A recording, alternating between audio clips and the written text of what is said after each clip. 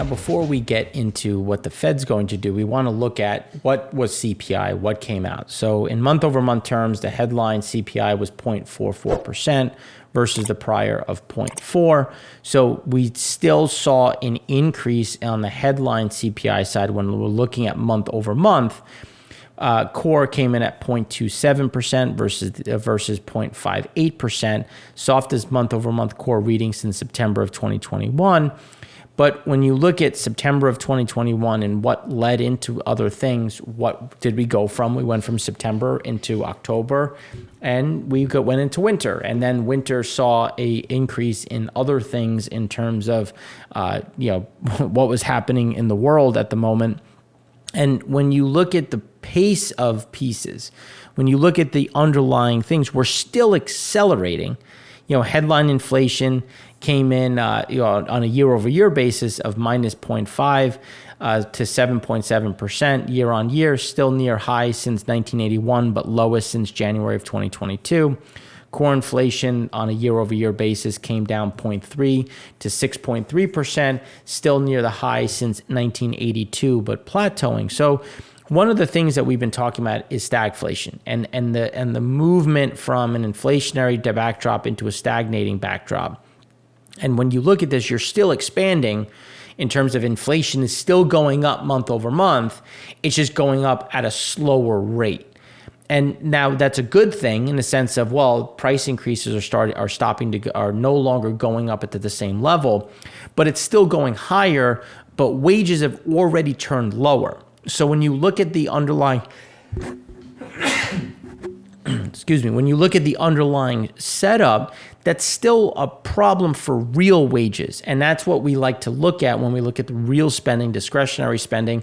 And we're going to carry that theme through this period to say, okay, even as prices don't go up to the same rate, is that going to be good or bad for the consumer and how they're going to consume? So when you look at the month over month, inflation persists, but pivoting, the lower than expected headline and core CPI prints in October are evidence that while inflation remains persistent, it's starting to flatline.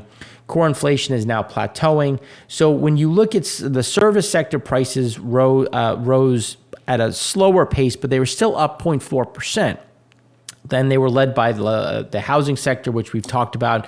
Shelter costs were up 0.8%. And so that's when you look at the service side, you still have some of that upward momentum. Used cars is moving things lower, so that's a nice benefit. But used cars is a piece, but how often are you buying a car? When you're looking at how often you pay for your home, you're paying rent on a regular basis. When you look at airfare, hotels, and car rentals, how often are you doing that? But energy is a big one. You're buying energy on a regular basis. Then the headline number, when you take out energy, airfare, hotels, the headline number was still higher. Shelter's still a driver. So you still have this momentum up. It's just, again, the rate of change is pivoting, not so much the inflationary slowdown. So now when we look at it against estimates, so October CPI softer at 7.7% versus the estimate of 7.9. Core, the estimate was for 6.5, came in at 6.3. So again, you're pausing. You're here, but you're still seeing prices going up. You're still seeing this pressure point in the sense of, I know in my daily shopping and going out, I have not seen prices come down. So how is this going to impact things? So it's important to keep this into context when we're looking at what is the Fed going to do now? Because I know I'm still seeing the pressure points, but is this going to tell the Fed, okay, we've gotten to the point that we can now pause, but I would say we go one more step. We get to about, get another 50 basis point hike. And then you're going to start to see some of that, okay, where are we at this point in time? Now, when you look at inflation on the food side, it rolled slightly. It came in at 10.9% year over year versus 11.4%. But look at how elevated it is. And after everything we talked about in segment one, there's a lot of staying power on the food side. And when you consider what are people seeing firsthand, it's going to be heating oil with diesel prices remaining elevated. It's going to be food again, all of those prices still have staying power, and it's going to be what you're paying to rent, on everything from what your insurance looks like. All of these things are going to be very important for how people are going to look at their consumption patterns and what their real spending is going to look like. Now, the CPI select categories, which one do you buy more often? Fuel oil, well, diesel is going to hit you everywhere in the supply chain in terms of what you're actually purchasing. Airfare, okay, you won't fly as much, so you can take that out. Natural gas. Do you have natural gas? You're either exposed to natural gas or fuel oil, or if you have natural gas in some areas and not others, both. Gasoline higher, dairy higher, electricity higher, motor vehicle parts. Okay, maybe you're not fixing your car. Fruits and vegetables, food away from homes, meats and poultry. The key things that you need to survive continue to go up on a year-over-year basis. It's just what is the pace in which it's going and how is that impacting? But on a year-over-year, comps are going to get easier because you're competing against a stupid move higher. So year-over-year, it's going to look better, but what is the deceleration? Am I seeing my prices go down in a big way? Because remember, this is also factoring in shrinkflation. People are taking down package sizes, trying to push you into and the people are moving to alternatives. But what is your quality of life? What is your ability to maintain that, given the fact that credit card debt went to a new all-time high as rates continue to move higher, which is going to put more pressure. And again, speaking back to the ability and the real wages of the consumer. Largest month-over-month increase in shelter component of CPI since August of 1990. This is one that is going to start to cap out because remember, there is a certain lagging effect, but it's still undershooting the pain that people are seeing when you factor in rent and where home prices have gone to. And the reason why I say that is because people will spend based on how wealthy they feel. What does your home price look like? What is your 401k doing? And as those diminish, that's going to start to, again, impact the way people are going to spend. So even as this slows and you start to maybe get a bit more of a deflationary backdrop in the CPI driven by shelter, where are real wages? Did wages come down more than what prices have come down, still keeping the pressure on the consumer while they feel less wealthy and then therefore don't spend as much?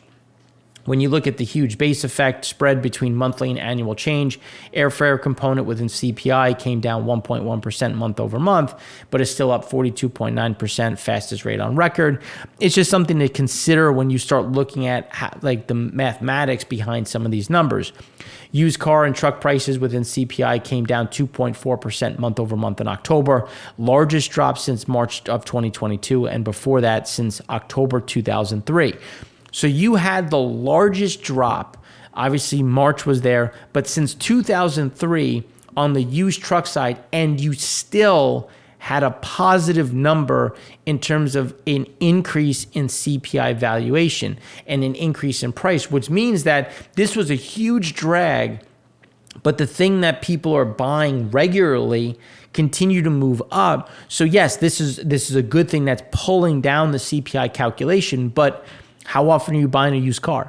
How often are you buying used trucks? So, but the things that you are buying on a weekly basis continue to go up and are going up to such a level, it was enough to offset a decline of 2.4% month over month. And that's why it's important to put all of this into context when we're going to talk about what the Fed's going to do. So U.S. federal government outlays, net interest paid continues to surge because the cost of borrowing is going up. We've had the 10-year go through the tail multiple times now, and by going through the tail, all that means is there's a when issued of what does the market think the interest rate is going to be. And it's either right in line or it can go through the tail, which means that the interest rates are actually higher than what was expected. So here you can see that as that happens, the cost of borrowing goes up. And as the cost of borrowing goes up, it's a problem because you're rolling old debt. So you're rolling what is maturing, and then you're issuing new debt on top of it. So in aggregate, you're increasing debt because you have to, because you're still running a deficit. So everything is going up. So it's a compounding effect when you look at the interest rates that are being paid in general. Capital calls, investors are sending more money into private market funds than they are getting back. So when you look at buyouts, private fund type buyouts, you're still seeing a different piece.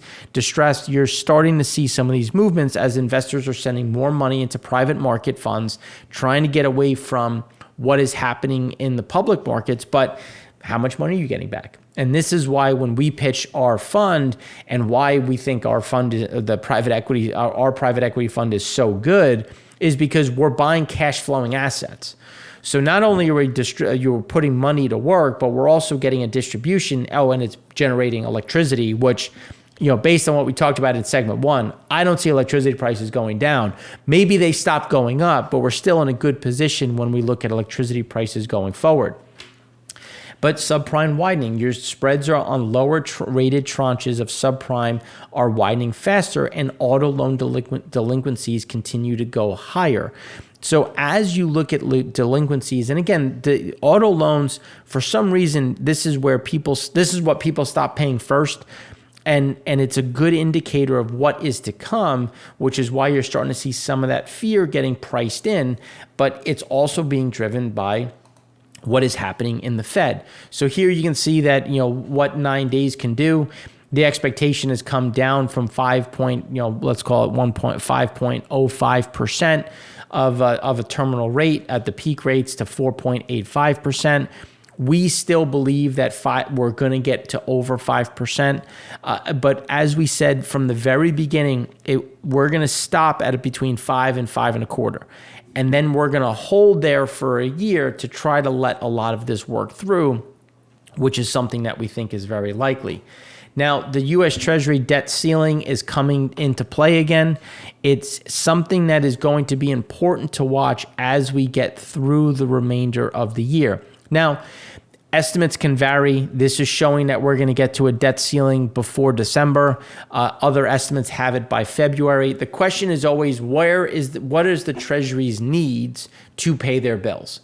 And as we get to this point, that's why there's fungibility in it. But the conversations are going to start now, which is why the midterm elections are going to be so important. Because if you have Republican House, Democratic Senate, how are we going to get a budget passed? Is there going to be some pressure? Are we going to play political chicken when you look at the debt ceiling, or are they just going to knock it to another, kick that can to another period of time? But this is going to be something to watch, because when you think back to going to the UK, when the US played chicken before, we got downgraded. So where is that going to put some of the pressure points when we look at the borrowing limits? When you look at the U.S. credit default cycle, when you look at the SLOs, the survey here, and again, you're seeing the tightening and again, the senior loan offers, you're seeing tightening in financing. And typically that is a prerequisite for how many defaults are we going to see? Are we going to see an increasing amount of defaults?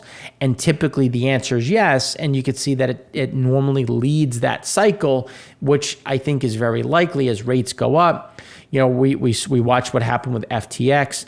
There's a lot of concern now about fraud. We've been talking about it with clients since 2019, just highlighting, look, we don't want to be in the public markets because we think it's criminal. There's a lot of froth out there. There's a lot of fraud. There's a lot of Ponzi schemes, and it's going to take time. And you might say, well, why is that? Cheap money, free liquidity is going to drum up because people aren't doing the necessary due diligence they need to do to evaluate a company, to evaluate a new industry.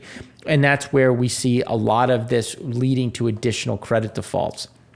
So then when you look at the equity put call ratio, it remains undefeated. The magnitude surpassed March 2020 spike by a narrow degree. And the equity put call ratio, it was the highest since March of 2008. So typically this just means that people are buying more puts than calls. And typically this is the signal that we have reached a near-term bottom and that you're going to get a surge in pricing.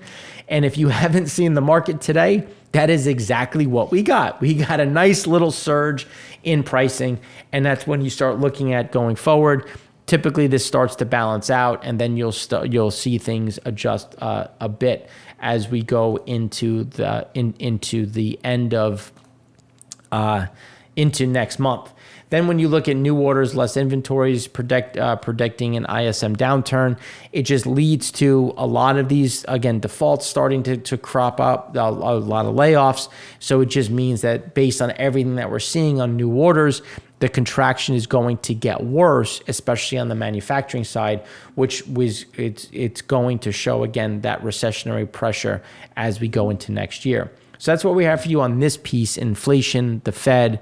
The next segment, we're going to go deeper into what is some of the data saying on the business side, given the new surveys that came out on the small business front, as well as the wages side.